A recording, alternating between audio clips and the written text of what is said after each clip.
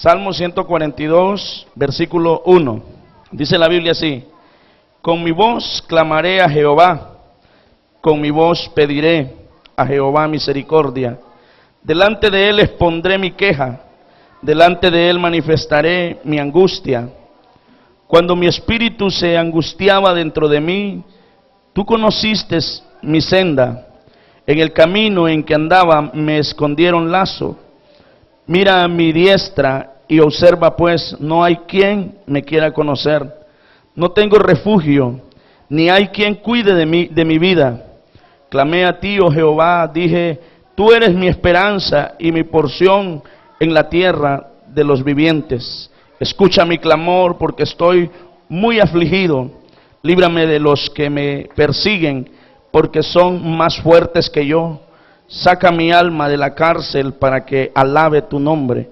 Me rodearán los justos, porque tú me serás propicio. Oremos. Padre, te damos gracias. Señor, levantamos, Señor, esta plegaria para adorarte, para bendecirte, para exaltarte. Tu nombre es santificado, tú eres santo, tú eres 3 veces santo. Señor, desde este lugar tomamos este tiempo para expresarte, Señor, nuestra alegría, nuestro agradecimiento a ti, Señor, que nos das la vida. Podemos respirar porque tú nos das el aire. Podemos, Señor, estar en este lugar porque aún tú nos das, Señor, el ánimo, el impulso para poder movilizarnos hacia este lugar y poder, Señor, honrarte con todo nuestro corazón, bendecirte, exaltarte, Señor, con alabanzas, con cánticos, Señor, de júbilo, con danzas, Señor, con sonido de instrumentos para honrar tu nombre. Cuánto quisiéramos, Señor, hacer mucho más para adorarte y bendecirte y exaltarte. Lo poquito que hacemos, lo hacemos, Señor, con todo nuestro corazón. Queremos que lo recibas como olor grato, Señor, delante de ti. Lo hacemos con todo nuestro ser, porque confiamos que tú eres Dios, que tú eres nuestro Dios todopoderoso, a quien debemos alabanza, exaltación, honor, Señor. Esta tarde te adoramos, te bendecimos. Gracias por traernos a este lugar. Bendícenos con tu palabra, en el nombre poderoso de Jesús de Nazaret. Amén y amén. Gloria al Señor. Este pasaje bíblico que hemos leído es un salmo que el salmista David expresa, hermanos, con el fin de que de alguna forma también cada palabra que hay escrita en la Biblia tiene un propósito para nosotros, ¿verdad? Y cuando estamos pasando momentos difíciles en nuestra vida, necesitamos, hermanos, a veces una palabra y no sabemos, ¿verdad?, dónde la podemos encontrar. En el libro de los Salmos encontramos mensajes lindos, maravillosos, que nos pueden ayudar en cualquier situación que nos podamos encontrar. El salmista David en esta ocasión está pasando un mal momento, está viviendo, ¿verdad?, un momento bien trágico, por decirlo así, pero él se expresa. En ese momento él está en una cueva, angustiado, afligido, y él expresa su condición. Y leíamos ahí, dice, con mi voz clamaré a Jehová, con mi voz pediré. Qué bonito es que de ahí podemos aprender, hermanos, un principio bien importante, y es que debemos nosotros aprender a clamar a Dios. ¿Cuántos dicen amén? Con mi voz, dice, clamaré a Jehová, con mi voz pediré a Jehová misericordia. ¿Con cuál voz lo va a hacer? Dice él, con mi voz. Entonces este es un principio que todos debemos de conocer y aprender en nuestra vida. Aprender nosotros a hablar con Dios directamente. ¿Alguien dice amén? Eso es para aquellos que de repente siempre cuando están afligidos, cuando están preocupados, cuando están pasando un mal momento, dice, ¿y a quién voy a ir, verdad? ¿Quién va a orar por mí? Y pasa que de repente hasta llaman a alguien, dicen, no puedo ir. Entonces el salmista David dice, con mi voz yo lo voy a hacer. Entonces nos está enseñando un principio que tenemos que aprender nosotros, es aprender nosotros personalmente a hablar con Dios. ¿Cuántos dicen amén? Entonces, eso es importante, dice de él, delante de él, dice, expondré mi queja, delante de él manifestaré mi angustia. ¿Delante de quién? De Dios. Entonces, eso es importante, que usted y yo aprendamos a exponer nuestras quejas delante de Dios. ¿Cuántas veces no tenemos quejas? Nos quejamos de la situación en que estamos, nos quejamos de la vida que tenemos, y muchas veces nos quejamos con personas que en vez de darnos un consejo positivo, más bien nos hunden más. Pero aquí hay otro principio, es que cuando tengamos que quejarnos, cuando tengamos que mostrar nosotros o expresar nuestra angustia, tenemos que hacerlo delante de Dios. A veces nosotros es el último recurso que tomamos. Venimos y nos vamos, primero buscamos a una persona, buscamos un profesional, y después, ¿verdad? Por último, cuando ya no se puede, como hizo aquella mujer que padecía del flujo de sangre, se recuerda en la Biblia, dice que fue a los doctores, gastó todo su dinero, y en vez de irle mejor, más bien, ¿verdad?, empeoró. Hasta que un día dijo, voy a tener un encuentro con Cristo. Y en última instancia usó el recurso más importante, que es ir a Dios. Estamos entendiendo en esta hora, hermanos. Entonces es importante saber de que aquí hay un mensaje para nosotros, y es que cuando haya, hermanos, en nuestra vida quejas, nos podemos quejar de tantas cosas, ¿verdad? De tantas cosas. Y que esas quejas no las hagamos con nadie más. Aprendamos a quejarnos con Dios. Aprendamos a manifestar nuestra angustia delante de Dios, y seguro va a ser mejor para nuestras vidas. El verso 3 dice, cuando mi espíritu se angustiaba dentro de mí, tú conociste mi senda. ¿Quién mejor que Dios? Él sabe cuál es nuestra condición. Él sabe por qué muchas veces, ¿verdad?, nosotros vamos en caminos que no son correctos. Y qué mejor ir donde Dios y preguntarle. Hay gente que le pregunta a usted, ¿estará bien lo que voy a hacer? Y hay consejos, hermanos, que la gente quisiera escucharlos como ellos piensan. A mí hay gente que me dice, fíjese que yo quisiera hacer esto, ¿qué me dice usted? Y yo le digo, ¿y por qué no le pregunta a Dios? ¿Estamos aquí, hermanos? ¿Por qué no le pregunta a Dios? Porque hay, por ejemplo, hay alguien que dice, fíjese que yo sí tengo problemas con mi esposo, dicen algunas mujeres, ¿verdad? Tengo problemas fuertes y ya las cosas que están pasando. ¿Y qué me dice usted? ¿Cree que será correcto, estará bien que me divorcie yo? Como que si uno tuviera, ¿verdad?, esa facultad de poder juzgar asuntos que le competen a Dios. Amén, hermanos. Entonces, si se molestan cuando usted le dice, ¿y por qué no le pregunta a Dios? ¿Por qué no ora? ¿Por qué no busca la presencia? No, es que ya oré, dice, ya perdió la confianza. ¿Hasta cuándo tenemos que orar por una necesidad, hermano? Tenemos que orar hasta que obtengamos una respuesta de parte de Dios. ¿Alguien dice amén esta hora? Necesitamos, hermano, aprender eso. Dice, cuando mi espíritu se angustiaba dentro de mí, dice, tú conociste mi senda. Dios es el que sabe lo correcto para nuestras vidas.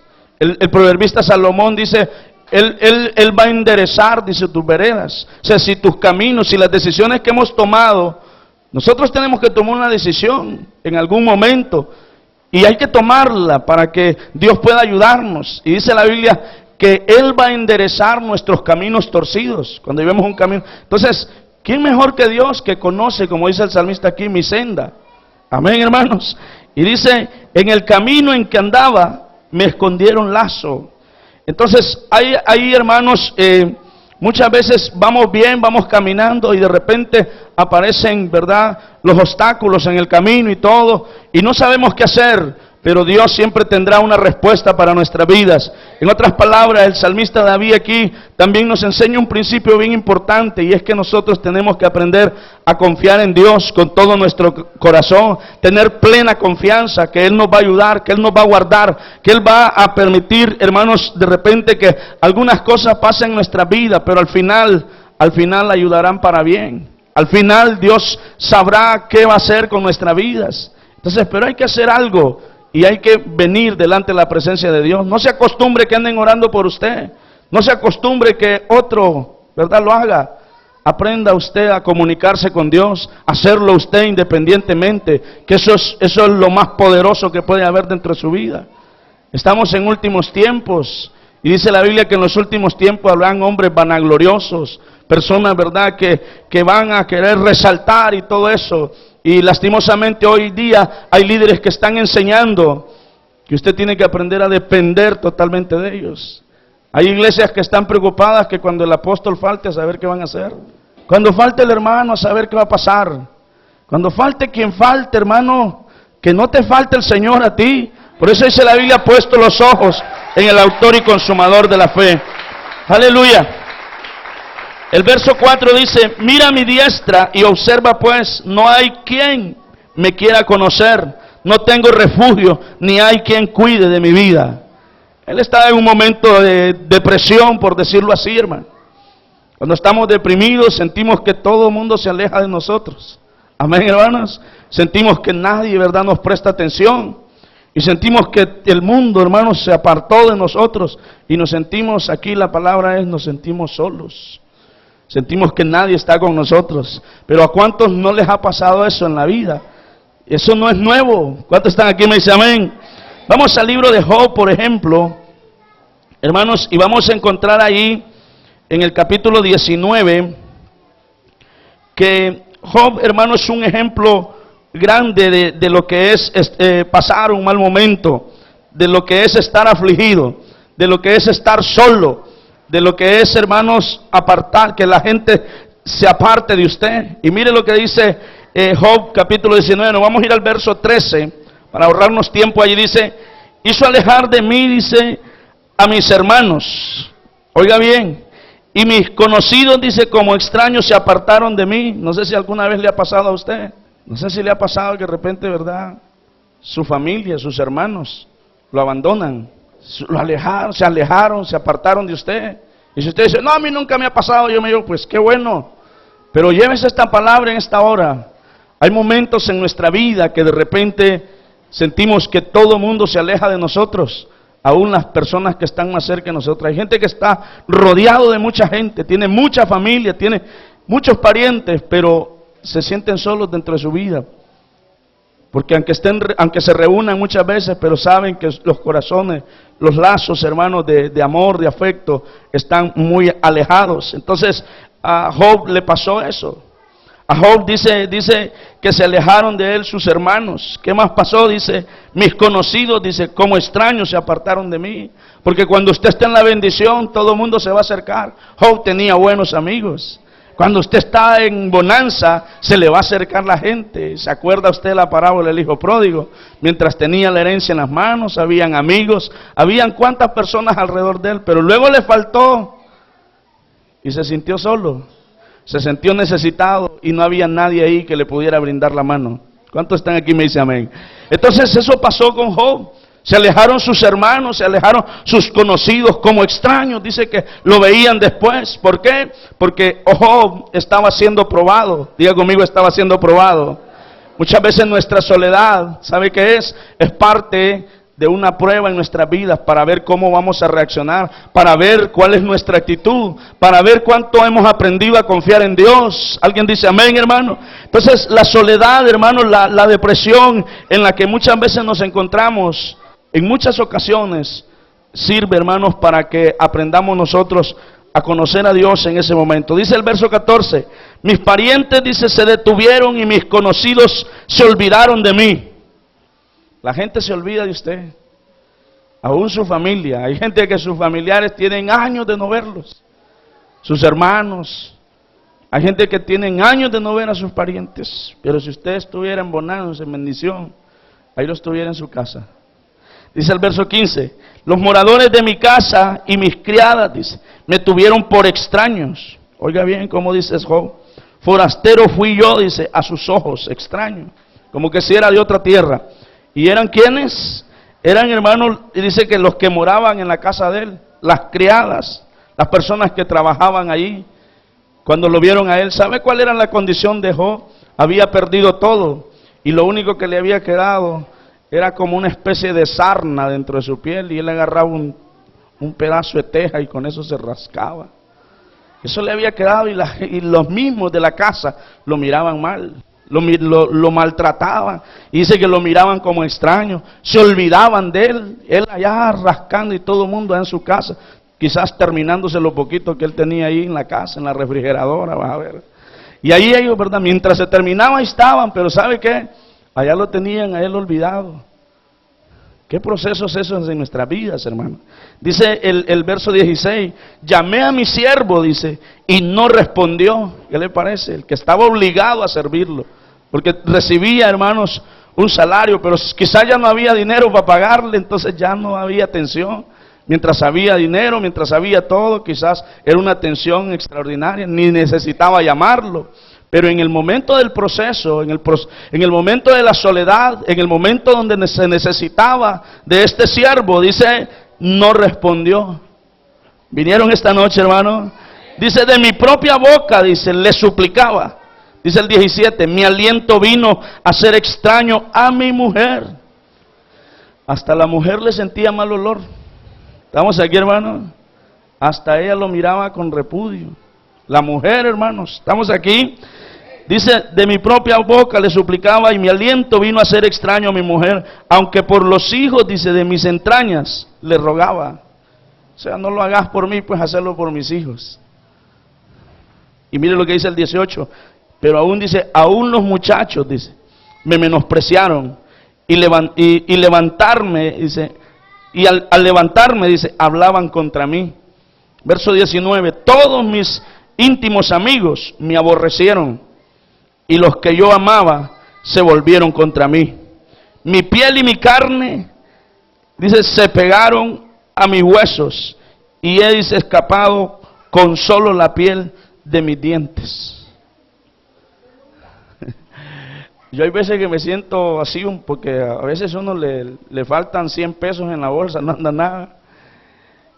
Y se siente deprimido, quisiera tener alas y volar, digo yo.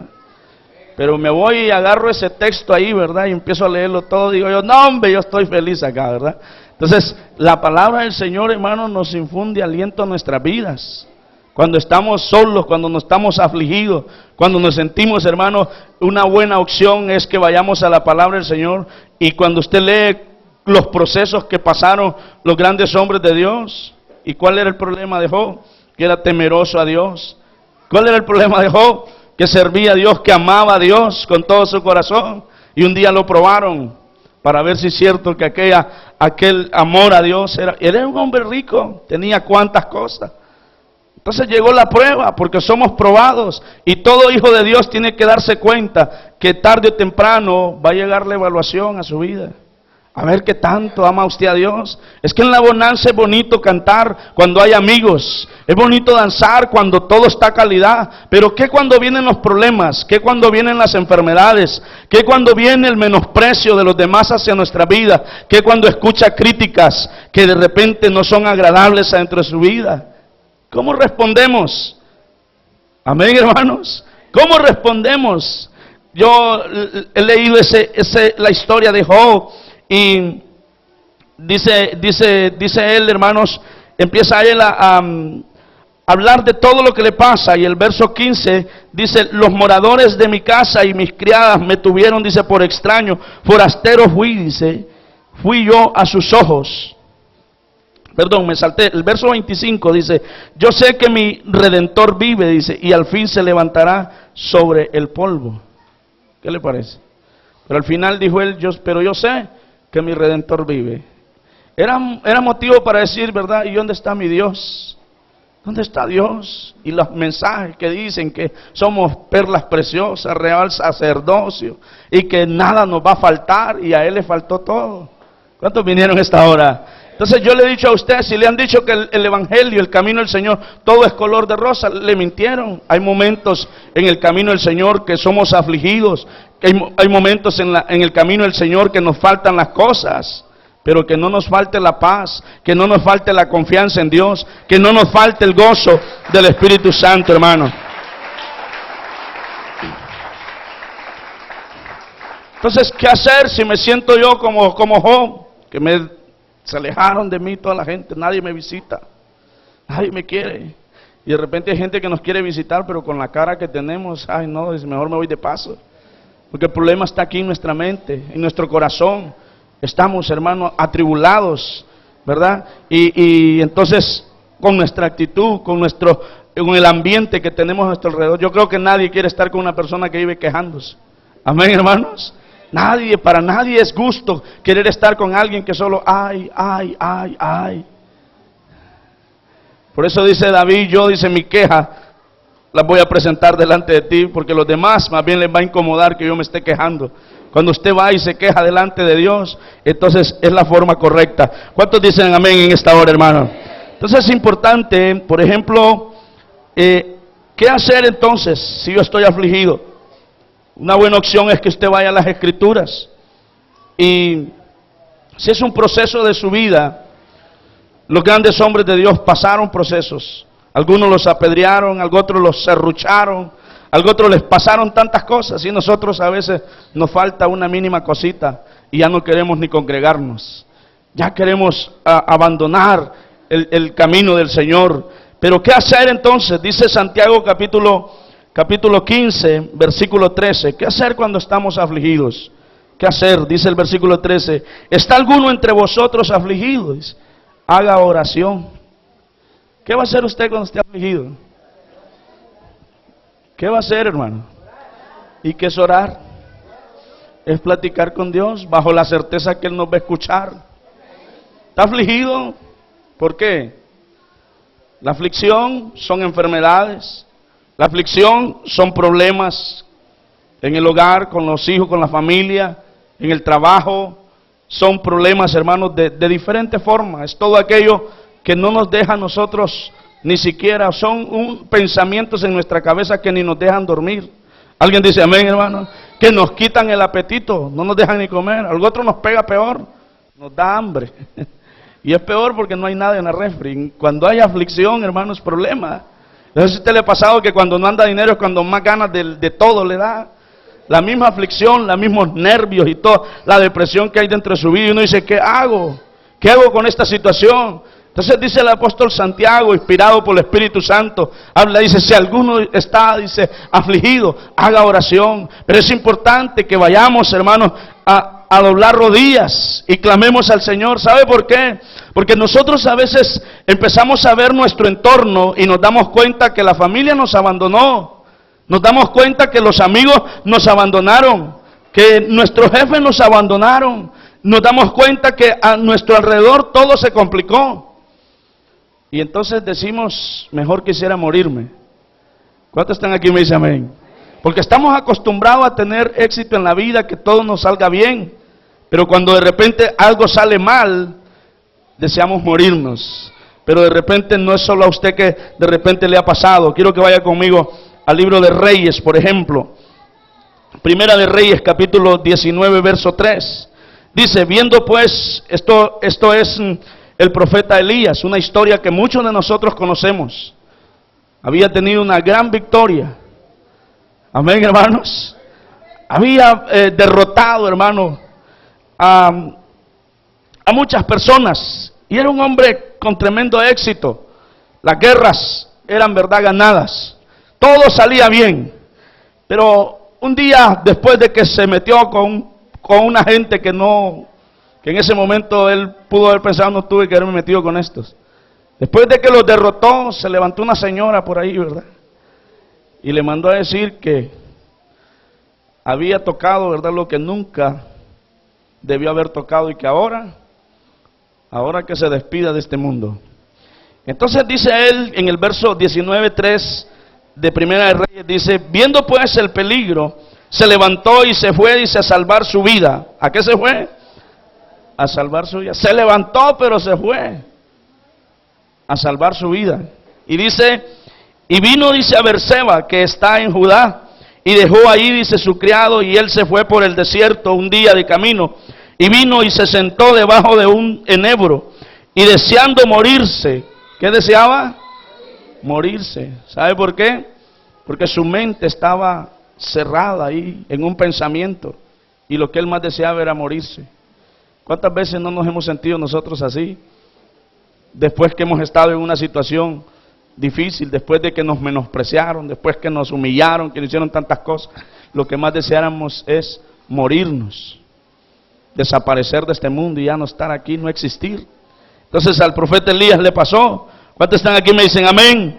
Y dice el verso 4, él se fue, dice, por el desierto un día de camino y vino y se sentó debajo del nebro y deseando morirse dijo, basta ya, oh Jehová, quítame la vida. Estaba solo, no había nadie con él ahí para ayudarle. Y entonces él salió a huir, se fue a meter a una cueva, porque eso fue lo que hizo David y eso también hizo Elías. La cueva es un lugar estrecho, incómodo, ¿verdad? Y ahí donde nos metemos muchas veces nosotros, en una cueva donde todo está bien estrecho ahí, solitos, y no tenemos compañía de nadie. En una cueva nadie va a querer estar con nosotros. Amén, hermanos.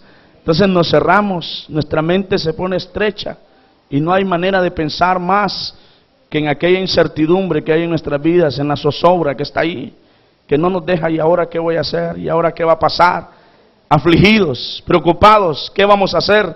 Pero esta hermosa noche, hermano, Dios nos trae esta palabra y mire lo que dice, lo que sigue diciendo este pasaje bíblico.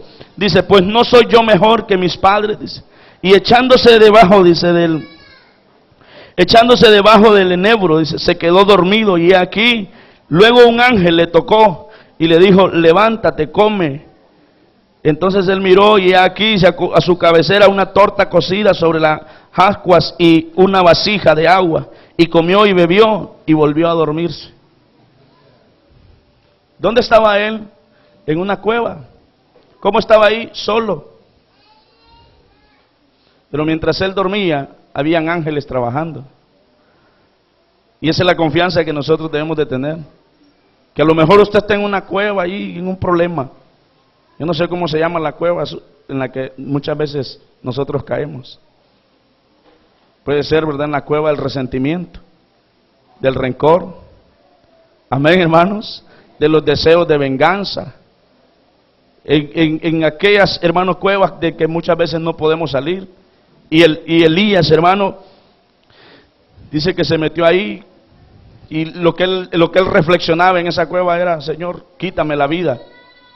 Si yo ni soy mejor que mis padres, quítame, quiero morirme mejor. Y había un ángel ahí quizás cociendo una torta mientras él pensaba eso. Estamos aquí, hermano. Y cuando ya estuvo la torta, lo tocó. Le habló, Elías, Elías. Y él dijo, estoy solo, no hay nadie conmigo. Y hoy vamos a aprender un principio, que cuando nos sentimos solos, cuando creemos que todo el mundo nos abandonó, que el que se acerca es para lastimarnos, para hacernos sentir mal. Quiero decirte que aunque en tu entorno no mires gente, no mires personas, o a las personas que quisieras ver ahí, en tu entorno, alrededor, hay ángeles que están ahí, porque dice la Biblia que el ángel de Jehová acampa alrededor de los que los temen. Entonces es importante esto en nuestras vidas. Mientras él está angustiado, mientras él está afligido, mientras él se siente solo y está deprimido, hay ángeles ahí para ayudarlo. Y lo tocan, levántate, come. Aquí hay una vasija con agua y bebe. ¿Y sabe qué pasó? Se volvió a quedar dormido. Pero ya no dormido de hambre, ¿verdad? De debilidad, sino que ahora de satisfacción. Amén, hermanos. Y seguimos leyendo ahí, hermanos, y dice el versículo 6. Entonces, dice, él miró, y aquí a su cabecera una torta cocida sobre las ascuas y una vasija de agua, y comió y bebió, y volvió a dormirse. Y volviendo el ángel de Jehová la segunda vez lo tocó diciendo, levántate y come, porque el largo camino te resta. Amén, hermanos. Nosotros afligidos, un medio problema, una media situación, afligidos que ya no sabemos qué hacer. Y Dios dice, yo tengo planes con para mucho tiempo. Amén, hermanos. Pero a veces somos bien incrédulos. Dios nos está hablando y dice, grandes cosas tengo yo para tu... ya día me están diciendo eso.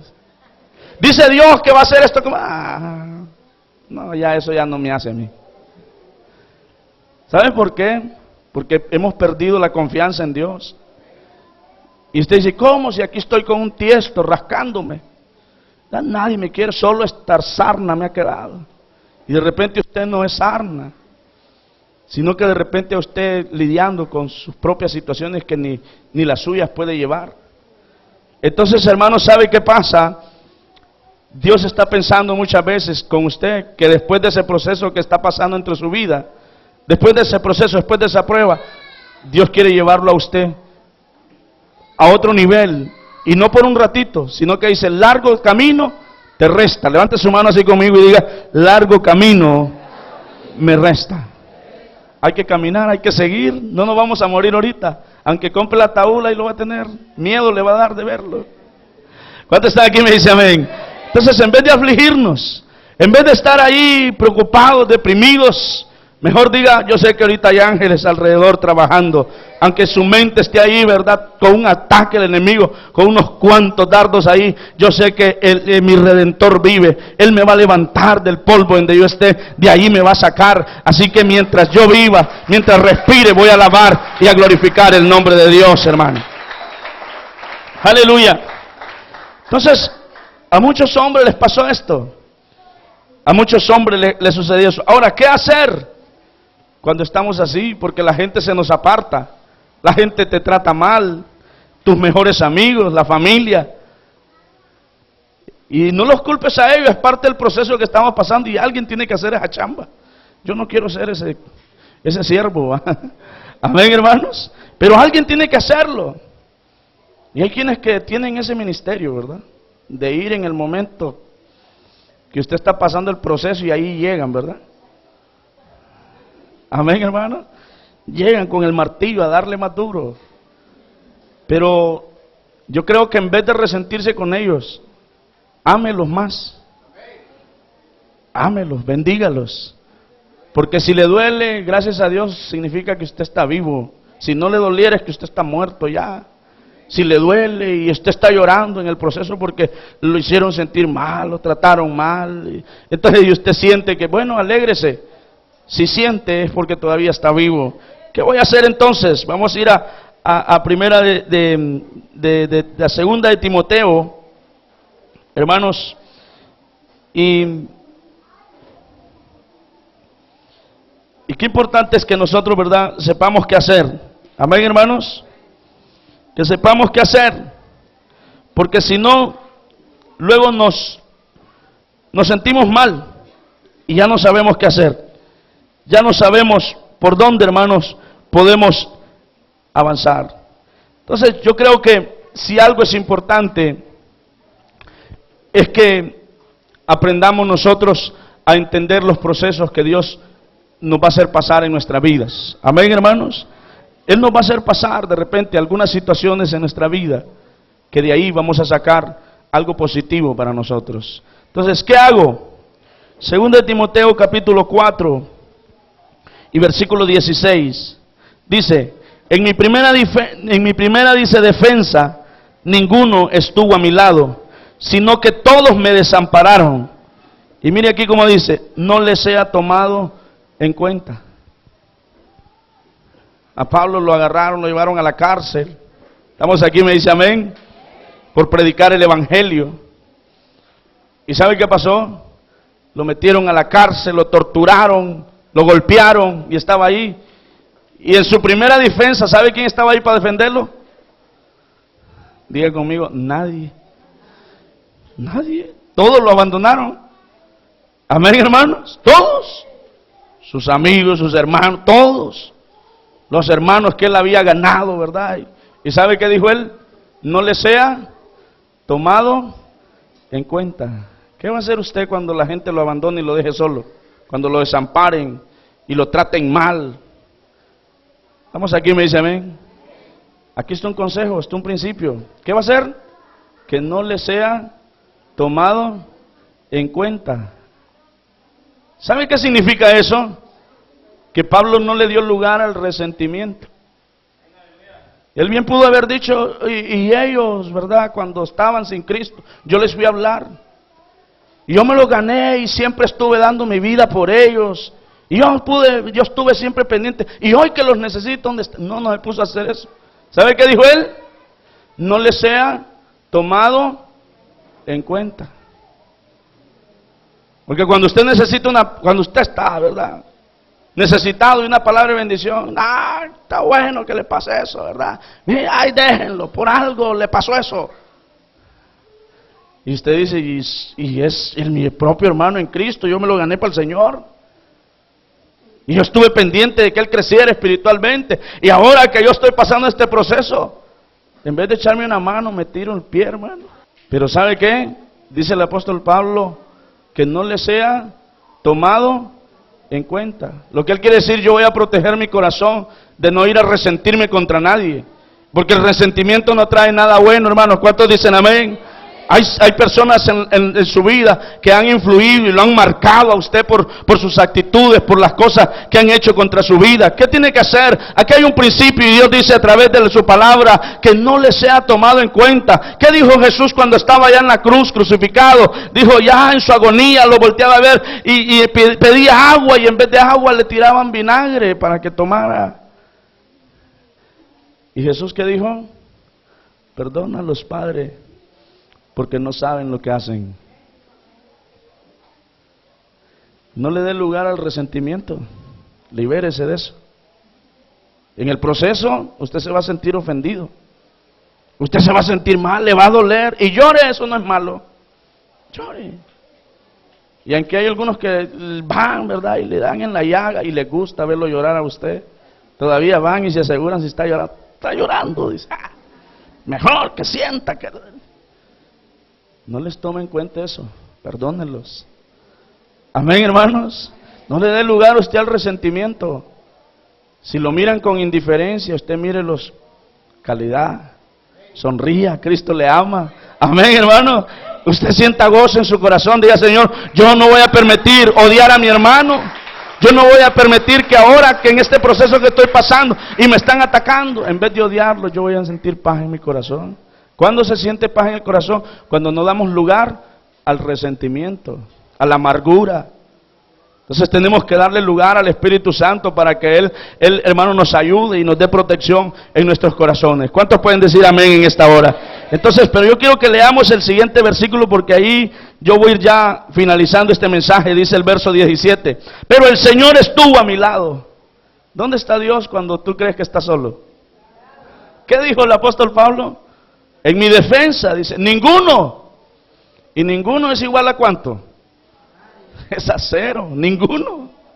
Ninguno estuvo a mi lado, dice. Pero que no le sea tomado en cuenta. Pero el verso 17 nos da, hermanos, una aseveración muy importante para nosotros. ¿Alguien dice amén? Y dice el verso 17, pero el Señor estuvo a mi lado. ¿Quién estaba al lado allá de Elías en la cueva? Estaba un ángel. ¿Qué estaba haciendo? Cociendo una torta con una vasija de agua para que comiera aquel. Y cuando levantó, ¿quién fue el que le dijo, largo camino te espera? Fue aquel ángel.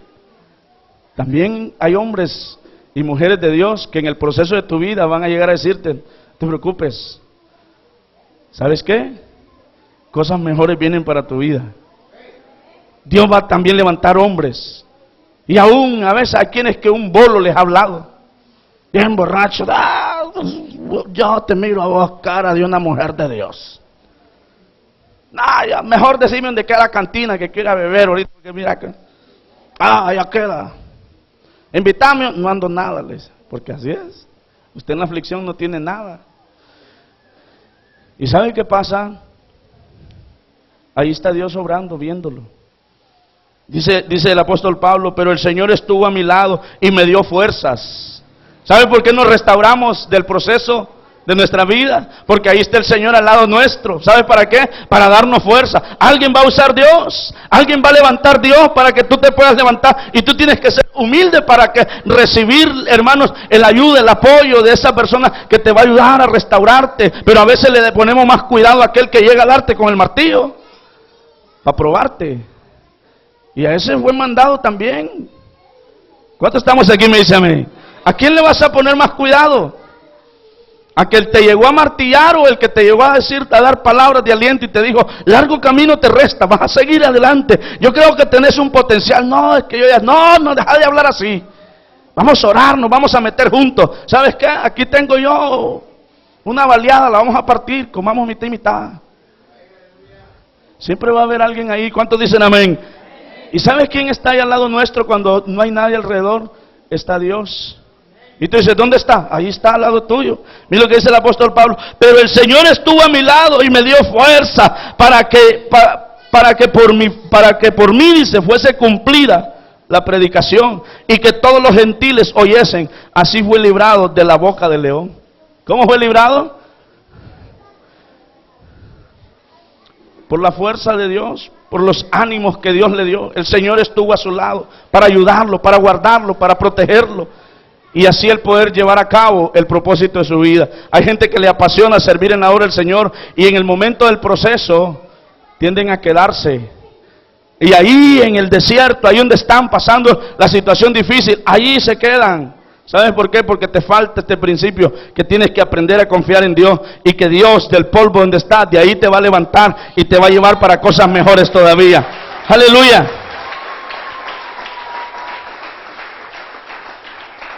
Pero tienes que confiar que ahí está Dios al par tuyo. ¿Dónde está Dios cuando más lo necesito? Y ahora todo el mundo me ha dejado. Yo creo que hasta Dios me dejó. Dios no te ha dejado. Ahí tiene un ángel haciendo una torta para ti. Cuando te levantes, que estás dormido. Cuando te levantes. Y otra cosa, que Dios te va a ir a tocar para que te levantes. Alguien va a usar Dios, vaya, levántese, vaya, ya no puede estar así. Alguien te va a dar ánimos, alguien, espera a ese alguien. Si no ha llegado, ya va a llegar. Y si no es una persona, el Espíritu Santo, vaya, levántate de mañana, de madrugada, orar. Porque ¿qué es lo que vamos a hacer en la aflicción? Hay que orar.